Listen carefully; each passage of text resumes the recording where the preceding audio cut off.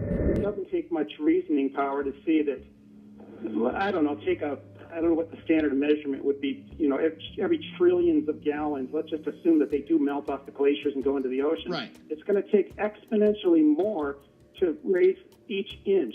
The first inch is going to take a certain amount, and now you've got more surface area of the ocean, and it's going to take another. That's something that I've always wondered myself, Larry, about the displacement of water, right? You drop an ice cube into a cup of water. Right. As the ice cube melts. I experiment myself a couple weeks ago, and that would be if the entire Arctic ice melted. But all right, so if all that melts, the sea level won't go up. Anybody can prove that by doing that experiment on their kitchen counter. But I guess they're talking about the Antarctic ice pack and maybe various glaciers that are sitting on a landmass. Yeah.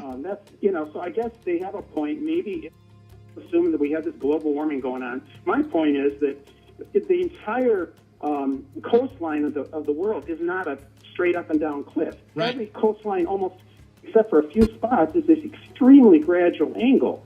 So it's just going to take. I think there's sort of a kind of a limit there on how much it's actually going to raise, because it's just going to reach a point of diminishing returns, I guess. I see where you're going, and I absolutely do agree with that.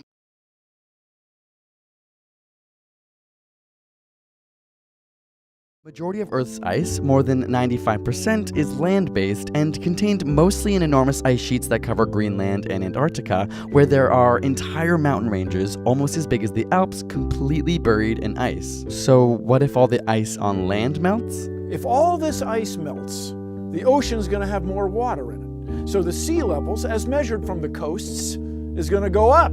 It's going to go up 70 meters. That's a long way, people. Half the world's citizens live on sea coasts. That's where the commerce action is. So they're going to have to move. Where are they going to go? And who's going to pay for it? Tokyo, New York, Sao Paulo, Mumbai, Shanghai, and Jakarta are all coastal and happen to be some of the world's biggest cities.